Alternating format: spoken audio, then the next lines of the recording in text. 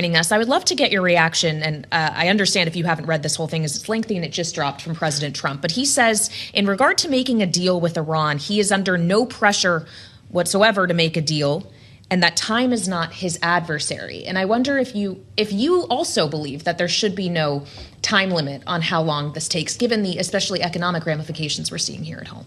Well, I think in terms of the negotiation, the United States does have the upper hand here. He does have the leverage. But yeah, there's the political pressure. I mean, I think that's two different things here. I think in terms of making a deal, when they go in there tomorrow, hopefully this meeting will happen. I think it is very high stakes. I think that there is a lot at stake for the global economy. You're seeing the numbers today that have come out. I mean, it's very volatile right now. And I think that the sooner we can get a deal and reopen the strait and allow for oil to be flowing, it's going to be, I think, very critical, and it'll really dictate where gas prices are going to be going.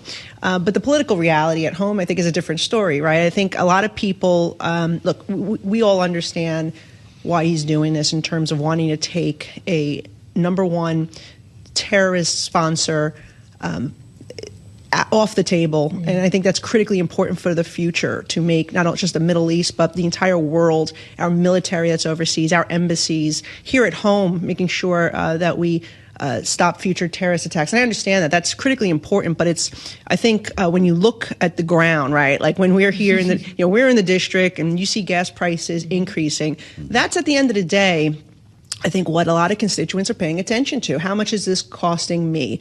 And so, yes, it is an investment long term. It is important to get Iran's nuclear capability off the table.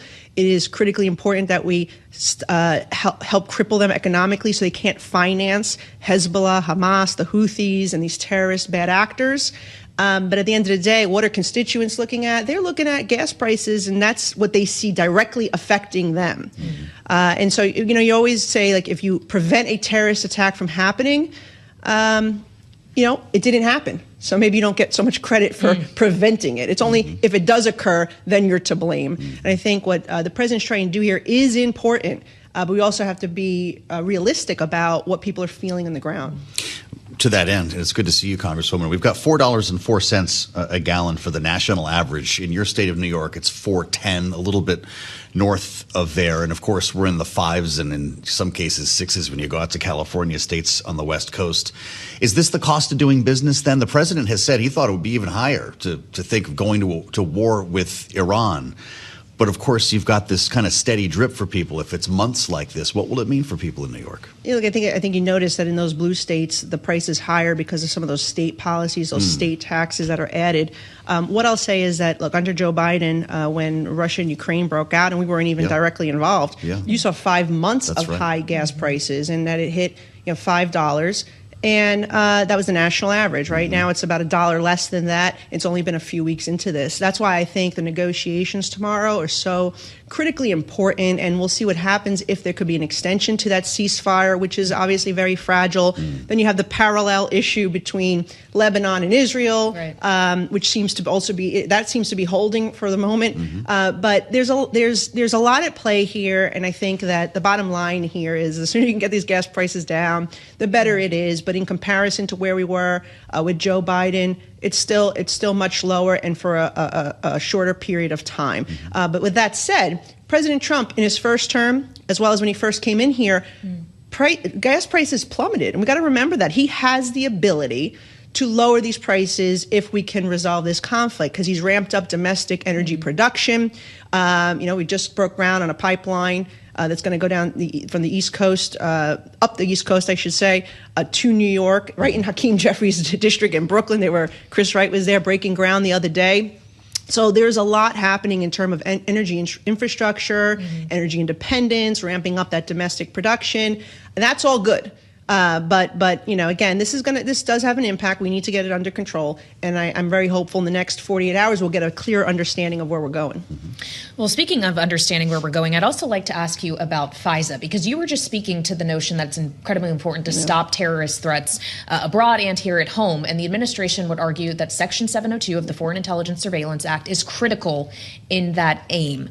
Clearly, there is some difficulty in the House around this issue, whether or not an amendment as it pertains to having warrants for this surveillance can pass. What is your expectation as to how this gets resolved, knowing the Speaker only bought himself 10 more days to figure this out? Yeah, I mean, I've been stressing to my colleagues that this is not the area you want to mess around with. I mean, in a post 9/11 world, as a member from New York City, this is critically important. I mean, FISA has been responsible for stopping dozens of terrorist attacks and is a very critical tool.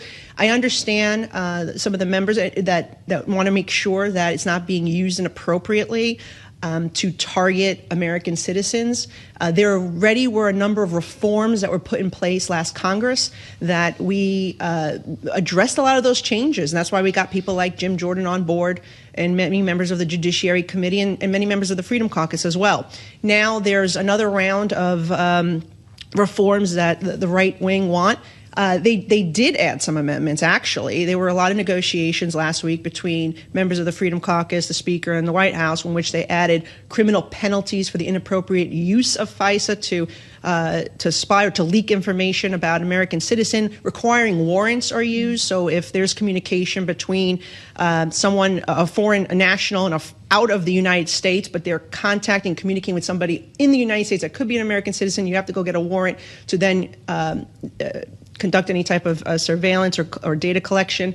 So those are, I think, good reforms, but I don't know what more they can give them. I mean, what more they want? And the thing is you really can't hinder this tool because it is so critical to our national security, and it makes me very concerned between FISA and the fight that we're having right now with the Democrats on funding the Department of Homeland Security. You know, they don't want ICE funded. They don't want border protection funded.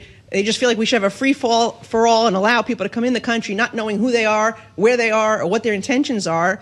I mean, who knows about the millions of people that did come in already under the Biden administration? And they had zero interaction with our law enforcement at the border. They snuck in and they're here. What are they doing? We don't know. So FISA is just a critical tool, and we need to get this done as quickly as possible and not allow it to expire.